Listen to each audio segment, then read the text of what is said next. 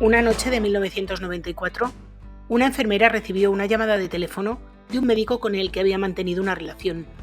El hombre le dijo que necesitaba pasar por su casa para ponerle una inyección de vitamina B12. Ella no tenía demasiadas ganas, era tarde, estaba acostada y estaba claro que aquello podía esperar al día siguiente, pero tampoco le dio demasiadas vueltas. Al fin y al cabo no era un desconocido y además era médico y sobre todo aquella no era la primera vez que le ponía una inyección de vitamina B12. Sin embargo, aquel fue el comienzo de una pesadilla de la que aún hoy le es imposible despertar.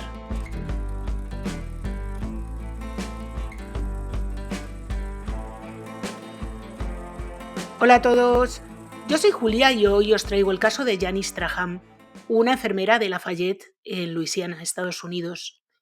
Janice era madre soltera de 2 hijos y ese mismo año, de 1994, comenzó a experimentar unos síntomas que no conseguía explicarse. Como profesional sanitaria sabía que algo no iba bien, sufría dolor ocular, así que decidió ir al médico. El primer médico que la trató restó importancia al problema y le dijo que podría ser algo relacionado con los senos nasales. Consideró que no era nada serio y básicamente la mandó de vuelta a casa. Sin embargo, con el paso del tiempo los síntomas fueron empeorando. El 16 de septiembre de 1994 acudió al hospital para consultar con el doctor Mesa, quien sí sospechó que podía estar sufriendo una infección vírica y le mandó a hacer un montón de pruebas para averiguar qué es lo que estaba ocurriendo. Pero todos los resultados dieron negativo, de modo que seguían sin saber cuál era el problema. Y Janice continuaba sin respuestas. 3 meses después, el 15 de diciembre de 1994, acudió a su revisión anual con el ginecólogo, el doctor Daigel, y él observó inmediatamente que presentaba varios síntomas preocupantes. Había perdido bastante peso y tenía los ganglios linfáticos inflamados, lo que era compatible con una infección vírica. Janice le explicó que ya le habían realizado pruebas para detectar posibles enfermedades y que todas habían resultado negativas. Aún así, el doctor decidió empezar desde cero y solicitar nuevamente análisis y pruebas, ignorando los resultados anteriores para intentar descubrir qué es lo que le pasaba a Janice. Estaba bastante convencido de que padecía una infección y de hecho sospechaba que podía tratarse de una hepatitis A o de una hepatitis B. El 20 de diciembre de 1994, el laboratorio contactó con el médico para comunicarle los resultados. Por un lado, Janice estaba embarazada, pero no era esa la única noticia. También había dado positivo en VIH y en hepatitis C. El médico decidió esperar a que pasaran las fiestas navideñas y comunicarle la noticia el 3 de enero de 1995. Como era de esperar, Janice quedó completamente devastada, estaba feliz por su embarazo, pero nada podía compensar el golpe de descubrir que era portadora del VIH y de la hepatitis C. Y además es que no tenía ni idea de cómo podía haberse contagiado. Existían algunas posibilidades, puesto que trabajaba como enfermera en un hospital y, evidentemente, podía haber estado expuesta a pacientes infectados. Y también era posible que hubiera contraído estas enfermedades a través de una pareja anterior que desconociera su propia infección o que incluso la conociera y nunca se lo hubiera contado. Lo que sí estaba completamente descartado era el consumo de sustancias por vía intravenosa. Janice nunca había consumido sustancias ni se había inyectado ninguna. Yo sé que ahora mismo, en 2026, un diagnóstico de VIH es horrible, pero en 1995 la situación era distinta y estas enfermedades no es que se percibieran como una sentencia de muerte, es que lo eran. Así que Janice, aunque estaba ilusionada con el embarazo, tuvo que tomar la durísima decisión de interrumpirlo porque desconocía si podía transmitir el VIH a su hijo. Quería seguir adelante con la gestación, pero renunció a ella, añadiendo un trauma más ya a la situación en sí, que tenía telita. Como ocurre habitualmente tras un diagnóstico de VIH, era necesario contactar con todas las parejas anteriores de Janice para intentar localizar el posible origen de la infección o al menos advertirse de que debían hacerse pruebas. Sin embargo, ninguna de las antiguas parejas sentimentales dio positivo. Además, en ese momento no tenía pareja y, por si fuera poco, tampoco estaba expuesta con frecuencia a pacientes con VIH en el hospital. Las probabilidades de haber contraído tanto el VIH como la hepatitis parecían extremadamente bajas. Ella esperaba sinceramente que alguna de sus parejas lo tuviera, porque eso habría sido la explicación más lógica y al menos le habría proporcionado cierta tranquilidad sobre el origen de la enfermedad. Una de estas antiguas parejas era un médico de atención primaria, el doctor Richard Smith. Se habían conocido años antes cuando ambos empezaron a trabajar en el mismo hospital. Él era médico y ella acababa de terminar la escuela de enfermería y empezaba su carrera profesional. Los dos estaban casados, Janice tenía hijos y Smith también, en su caso 3. Comenzaron siendo amigos y se llevaban muy bien y ella admiraba profundamente sus conocimientos y sus capacidades. Le consideraba una persona brillante y lo tenía en gran estima. Y con el tiempo aquella amistad terminó convirtiéndose en una relación extramatrimonial. Poco a poco empezaron a hacer planes para dejar a sus respectivas parejas e irse a vivir juntos. La idea era que Janice se divorciara de su marido y que Richard dejara a su esposa para casarse con ella. Janice se tomó ese proyecto completamente en serio, dejó a su marido y se divorció para estar con el doctor Smith. Sin embargo, él nunca abandonó a su mujer y no cumplió su parte del acuerdo. Además, la relación tenía otro aspecto bastante inquietante. Además de que ella había abandonado a su marido mientras él seguía con su mujer, Smith no quería usar ningún tipo de protección cuando mantenían relaciones. Y para colmo de desdichas, Janice no podía tomar anticonceptivos orales porque le provocaban un montón de reacciones adversas. Tampoco quería utilizar diafragma porque a él no le parecía bien esta opción y el resultado fue que no utilizaban ningún método anticonceptivo y tratándose de un médico y una enfermera en los años 90, a mí esto me parece verdaderamente alucinante. Y lo más impactante, que no sorprendente de todo esto, es que Janice se quedó embarazada 4 veces mientras él seguía viviendo con su mujer. En 3 de estas ocasiones la presionó para que abortara, pero en el cuarto embarazo Janice se negó y decidió tener al niño. En 1991 dio a luz a su hijo Jeffrey. Smith pagó la manutención del pequeño a pesar de que seguía viviendo con su mujer y con sus hijos. Y a pesar de tener un hijo con Janice, jamás abandonó a su familia. Janice intentó romper la relación en numerosas ocasiones porque él había dejado claro que no pensaba dejar a su mujer. Primero sí, luego no, en fin. Ella quería tener una relación seria y él no mostraba ningún interés en ofrecerle eso. Y cada vez que Janice trataba de cortar la relación, Smith la amenazaba. Llegó a decirle que colocaría fotografías sexualmente explícitas de ella en los tablones de anuncios del hospital para que todos sus compañeros las vieran. También amenazó con llamar a la escuela de enfermería donde había estudiado, la Universidad de Southwestern en Luisiana, para acusarla de haber plagiado sus trabajos y de haber permitido que él los escribiera por ella. Y de hecho cumplió esa amenaza. Contactó anónimamente con la universidad para afirmar que Janice había dejado que él realizara sus trabajos académicos. La institución abrió una investigación, ya que se tomaban esas acusaciones muy en serio, pero esta investigación concluyó que no existía ninguna prueba de que Janice hubiera hecho ninguna trampa. Janice era una enfermera competente y muy preparada y nunca había cometido ese fraude. Así que la investigación quedó en nada, pero el episodio dejó claro que este hombre hablaba muy en serio cuando estaba amenazando a Janice. Aunque la mujer intentó rehacer su vida y salir con otros hombres, la situación no mejoró. Pensó que si él no quería dejarla en paz, al menos ella tendría que seguir adelante y conocer otras personas. Pero Richard la acosaba constantemente. Averiguaba con quién estaba saliendo, descubría dónde vivían estos hombres e incluso llegó a presentarse en la casa de uno de ellos para amenazarle de muerte si seguía viendo a Janice. Madre mía, el psicópata este. Llegó un momento en que Janice tenía tanto miedo que estaba como paralizada por este hombre y aún así reunió valor para darle un ultimátum y decirle o dejas a tu mujer o esto se ha acabado para siempre. En cualquier caso, el ultimátum no sirvió absolutamente de nada, así que Janice decidió poner fin a la relación y el 19 de julio de 1994 le vio por última vez y además dejó de tenerle como médico de atención primaria. Mientras había sido su médico, él solía administrarle inyecciones de vitamina B o C, porque Janice padecía falta de energía y sufría frecuentes episodios de cansancio extremo. Yo me imagino que sería el estrés de aguantar a este anormal, pero yo qué sé. En julio de 1994, antes de romper definitivamente con él, había recibido ya 3 de esas inyecciones. Sin embargo, el 4 de agosto de 1994, ya después de la ruptura, recibió una llamada entre las 10 y las 11 de la noche, cuando ella ya estaba dormida, en la que el doctor Smith le decía que iba a pasar inmediatamente por su casa. Ella, que estaba así medio groggy, no tuvo tiempo de procesar lo que le estaba diciendo, así que en menos tiempo de lo que ella hubiera imaginado, el hombre ya estaba dentro de la vivienda.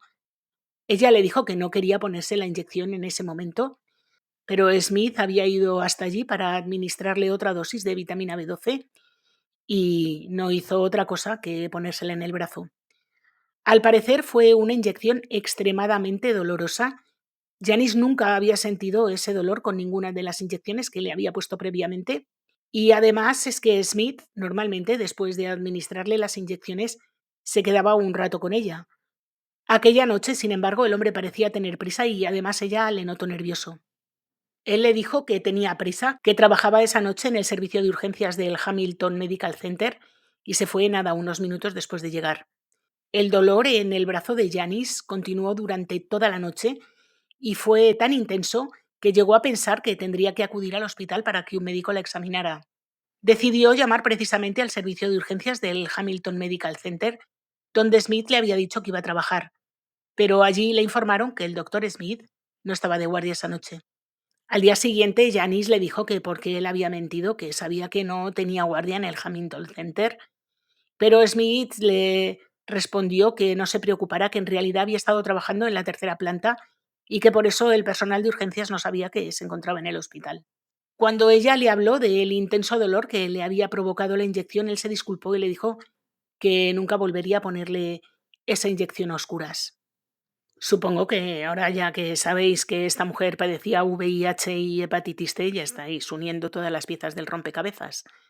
Pero es que en aquel momento a Janis también aquello le pareció bastante raro, aún sin saber lo que contenía la inyección. Así que comentó con una compañera de trabajo que el doctor Smith le había puesto una inyección y que ella esa situación la vio muy, muy rara. Cuando los médicos tuvieron que contactar con todas las parejas que había tenido Janis para hablarles de la infección de VIH y de hepatitis C, había una de estas parejas a la que el doctor Daigel, el que había diagnosticado a Janis, conocía personalmente y este no era otro que el doctor Smith. Así que habló con él personalmente para decirle que Janis se había contagiado y el hombre se mostró muy, muy, muy sorprendido. El doctor Daigel, por supuesto, le dijo que él tenía que hacerse pruebas también a ver si se había contagiado, pero él le dijo que no, que de ninguna manera, que él estaba perfectamente y que no iba a hacerse ninguna prueba, porque él se encontraba perfectísimamente y estaba convencido de que no era portador del VIH. Como diagnóstico médico, bien, ¿eh? Y como Janice, como os he dicho antes, estaba completamente convencida de que esto había sido obra del doctor Smith, unos meses más tarde acudió al fiscal del distrito de Lafayette, Mike Carson, y le explicó que estaba convencida de que aquella vitamina B12 que le había inyectado el doctor aquella noche de agosto había sido en realidad sangre contaminada con el virus del VIH y que así era como había contraído la enfermedad. El fiscal pensó inicialmente que esa teoría era demasiado disparatada para ser cierta. Le parecía que la historia de una enfermera despechada intentando vengarse de un médico que nunca había dejado a su esposa era una teoría de película. Janice tenía un hijo con él, pero Smith seguía junto a su familia y desde fuera era un hombre muy respetado, muy querido por sus pacientes, con una excelente reputación y nada hacía pensar que este hombre pudiera hacer ese tipo de cosas. Aún así, el fiscal no podía ignorar esta denuncia por completo y aunque la historia era muy extraña, merecía una investigación. Asignó el caso a un detective cuya primera tarea consistió en averiguar si Janice había contraído el virus antes del 4 de agosto o si la infección era más reciente. Por suerte, ella había donado sangre unos meses antes de esa fecha y cuando contactaron con el centro de donación, comprobaron que, como parte del procedimiento habitual, la sangre había sido analizada antes de su distribución y el resultado había sido negativo en VIH. Eso significaba que la infección era reciente, un dato que daba cierto respaldo a la teoría de Janice. Si ya hubiera sido portadora en aquel momento, la teoría de Janice habría quedado descartada por completo. Así que los investigadores decidieron profundizar un poco. El siguiente paso fue revisar los registros telefónicos del doctor Smith la noche del 4 de agosto, ya que Janice afirmaba que la había llamado entre las 10 y las 11 para avisarla de que estaba de camino a su casa. Y los registros efectivamente mostraron la llamada a las 22:26 a la vivienda de Janice Traham. Aquello no demostraba nada, solo que era posible todo lo que Janice contaba. El problema que tenía esta mujer es que demostrar que aquella inyección que le había administrado el 4 de agosto de 1994 había sido la causa del contagio, porque conseguir sangre contaminada con VIH no es sencillo. Y aunque el doctor hubiera conseguido esa muestra con VIH, este virus solo permanece estable o sobrevive alrededor de 12 horas fuera del organismo, lo que deja una ventana de tiempo extremadamente reducida para utilizar esa sangre con cualquier propósito. Así que el detective siguió el siguiente paso lógico: revisar los historiales médicos que Richard Smith conservaba en su consulta. Querían averiguar si el 4 de agosto había realizado alguna extracción de sangre, pero cuando buscaron los archivos correspondientes a 1994, descubrieron que habían desaparecido. Tenía documentación del resto de años, pero justo los de 1994 habían desaparecido. Qué casualidad, ¿eh? Así que los investigadores decidieron registrar el despacho y en lugar de encontrar los archivos de 1994, descubrieron otra cosa. En el cajón superior de su escritorio había fotos comprometedoras de Janice, fotos que había tomado el propio Richard Smith. Y otra de las cosas que encontraron en este registro del despacho fue una caja etiquetada como registros de 1992. Encontraron en el fondo de esta caja, en un cuaderno, una anotación que correspondía al 4 de agosto de 1994. En aquel cuaderno figuraban los nombres de todos los pacientes a los que se había extraído sangre ese día. Junto a cada nombre aparecía una pequeña pegatina con un número de referencia de seguimiento, igual que ocurre cuando las muestras se envían a un laboratorio para poder identificar posteriormente a qué paciente pertenece.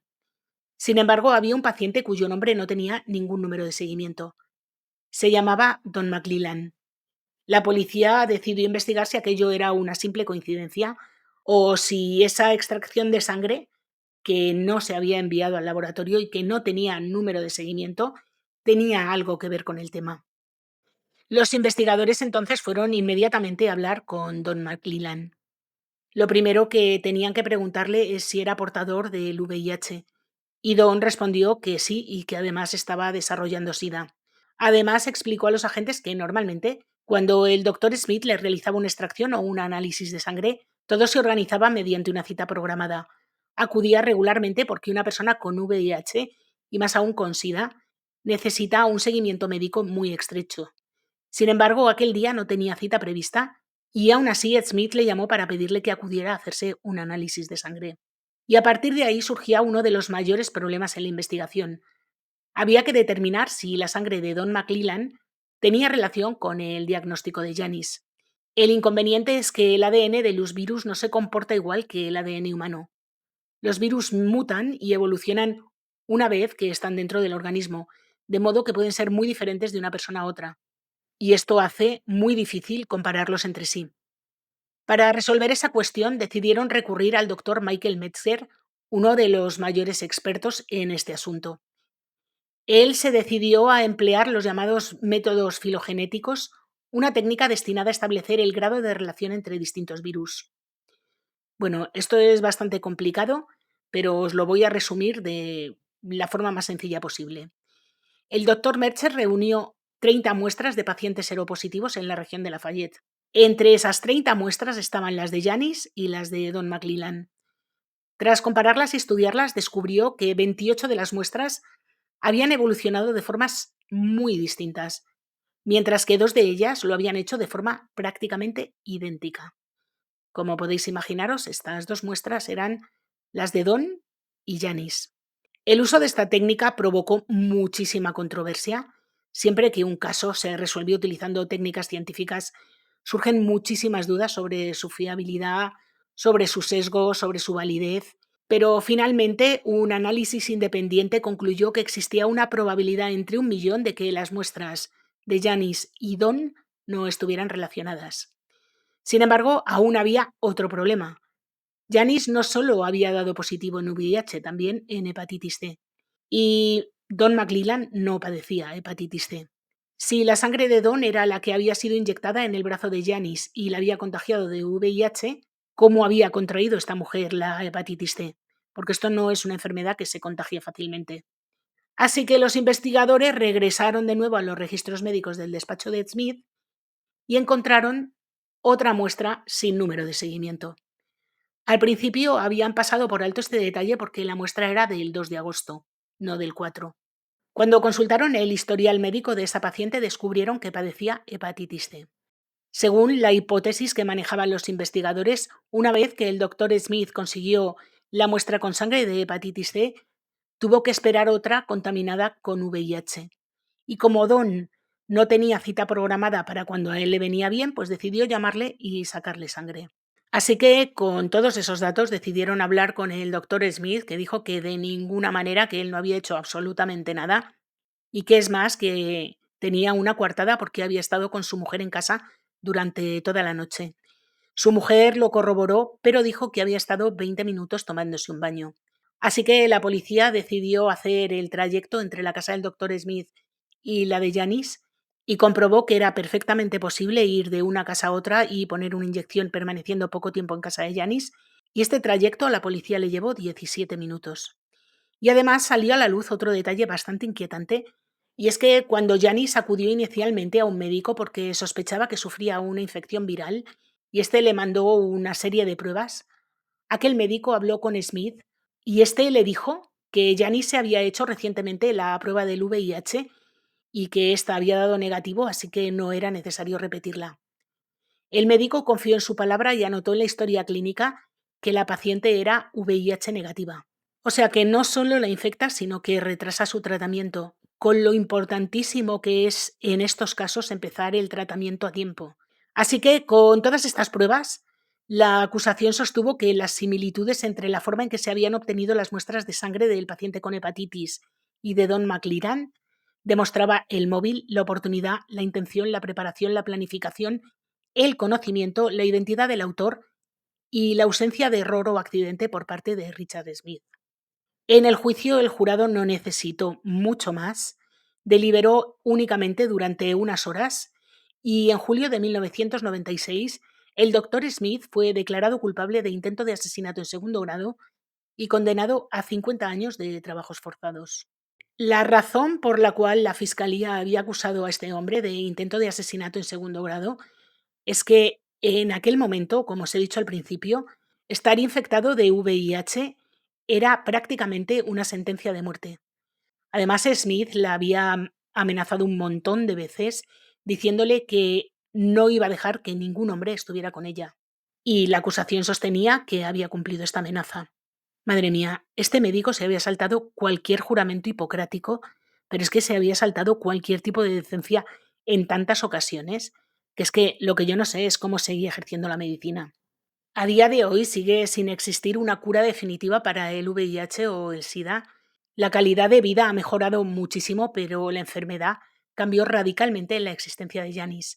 Perdió su carrera profesional porque ya no pudo seguir ejerciendo como enfermera y sufrió enormes pérdidas económicas.